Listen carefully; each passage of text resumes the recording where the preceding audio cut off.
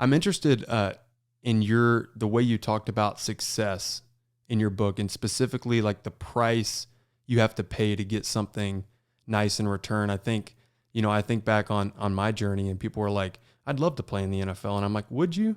Like, would you like the idea of tearing two ACLs and dislocating your ankle and spending Yeah. day after day training and eating?" How did you kind of like come up with that idea of success and formulate that in your head? And how do you apply that to like your decision making in life? It's so interesting you bring that out because in so many ways, Drew, you are living like millions of little boys' dreams. You're a professional athlete, and it's great. I heard this story recently. Someone told me that one of their friends bought a Rolls Royce and drove up to their house in a Rolls Royce Phantom and got out and was showing him the car. And the friend asked the driver, they said the first question they asked was it worth it? And what he meant by that was the success that this person had achieved in life and the money, the business success that bought him this Rolls Royce, was any of it worth it? The question was not, wow, look at your car. This is amazing. You're so cool. It was what you've put into now worth it? And it was like, that to me is such a great question because it gets at this thing that is so easy to overlook, even if it's obvious, which is that everything in life has a price. You want something nice, there's a price to that. But most prices are not on a price tag. It's not that this costs X number of dollars. The prices is something much less tangible. And so in investing in my field, the price of success, the cost of admission in the stock market is putting up with and dealing with volatility. Your portfolio is going to decline 20, 30, 50%. Can you endure that? Can you accept that and handle it and survive it and think of it in a way and to say, look, I have half as much money now that I used to, if we're talking about like last March. But that's okay. I'm not going to sell. I'm not going to panic. I'm going to keep going. That's the price of success. But there's no price tag on that. It's different than saying this costs X dollars. It's just a much more like you're paying for that cost with hormones and stress and doubt and uncertainty among you and your people, your spouse, your coworkers looking at you, wondering whether you still got it. That's the cost of success in investing. And I'm sure it's true for a lot of other fields that it's so easy.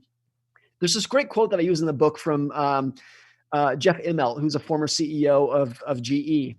And he said, quote, every job looks easy when you're not the one doing it.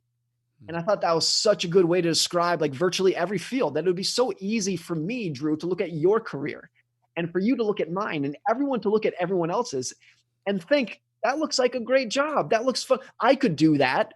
That looks easy. That looks fun. You're getting paid a lot of money. I want to do that. And you never see the cost. Like there's no price tag that shows you this is actually the cost of what you're doing. And so for you to just say you've had like, it's so easy for me and millions of other people to say, Drew, you have such a cool career, such a lucky career. And you do, but there's a cost that we don't see. And I think that's true for every field. So just trying to understand, I think what it is no matter what you're doing is figuring out early on, what is the cost of success? What is the price of admission? And am I willing to pay that price? And always trying to remind yourself of that simple equation and think about that is so important no matter what we're doing. It's true for writing. It's true for sports. It's true for everything we do. Everything has a cost. Those costs are not always visible, but you have to be willing to pay them in order to get the prize. Blush, you even talk about this on the Latticework under the decision making, which is one of the 24, foundational things you talk about is you have cost benefit analysis. And I'm interested, we're talking about decision making. What what are your thoughts on that cost benefit analysis? How do you apply that to your decision making? Yeah, and one thing just to jump off what Morgan was saying, I would argue the most important things never have a price tag, and it's up to you to sort of figure that out. And they're not obvious, they're not clear. Your eyesight, your health, like you can't really put a price on that. Those things are priceless, and how you go about thinking about that, and do you value that properly? I think that's a big part of success in life, is just being aware of those costs.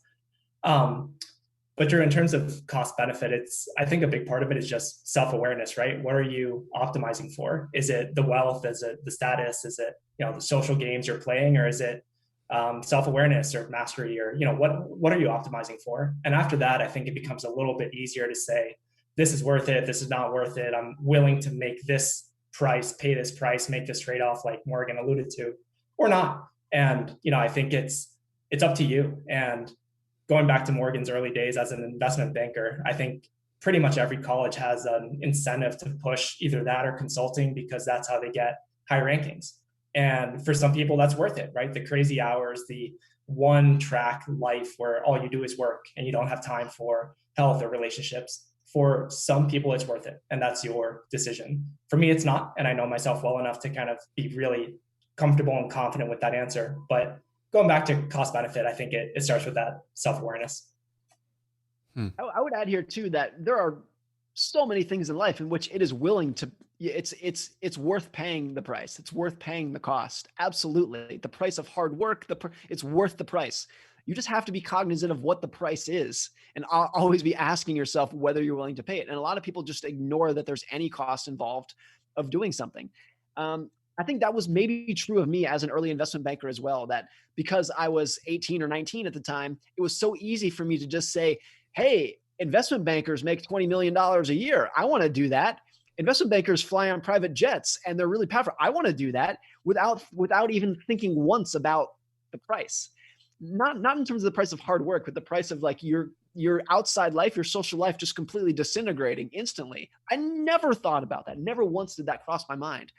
And until I was actually in the trenches, so to speak, and realized like, oh, this is the price. I never even thought about how expensive this job is. I just never thought about it. Was it your experience that allowed you to kind of evaluate the cost? Like, I think a lot of people are like, I'd rather learn from somebody else's mistake than do it and learn the mistake myself.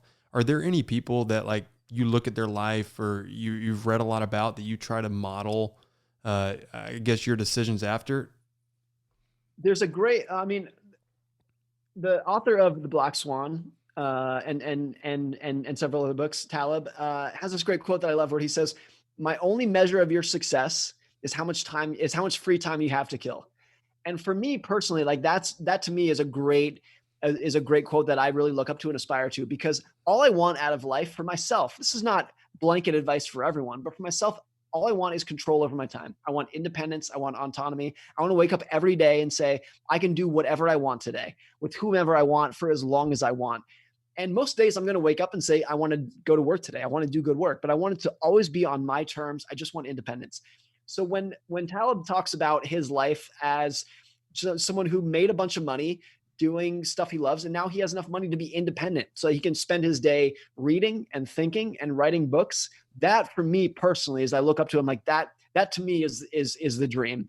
That's what I want to do. I want to be independent so I can spend my time thinking, reading, and writing. That's really what I aspire to. I also know, though, I'll reiterate that for a lot of people, that's not what they want to do. So there's no one size fits all answer here. It's always different. And I think that's an important point, because look, there are also lots of people for whom investment banking is a great life. They love it. It works for them. So when I had a miserable experience, I'm not saying it's bad for everyone. It's just, for me, it was terrible. And I think a lot of people get this wrong because they look at other people and say, well, Drew did this, Morgan did this, Blas did this, Bill did this. So maybe, and they seem to be having a good time, so maybe I should do it too. And finding yourself without blindly following someone else's path is really hard for people. I think especially young people, when you don't have a lot of experience in the world, then the path of least resistance is just look at someone else who's a little bit older than you and say, well, what did they do? I want to try to follow that and do that. And that's when people really start learning the hard way, as I did, as I'm sure you did, other people do, like how life really works. It's one thing when you're 19 years old to look at other people and say, oh, I've got it all figured out. I'm just going to do what this guy did. And then once you start doing it yourself, you realize that you individually are a very different person and it doesn't work for you.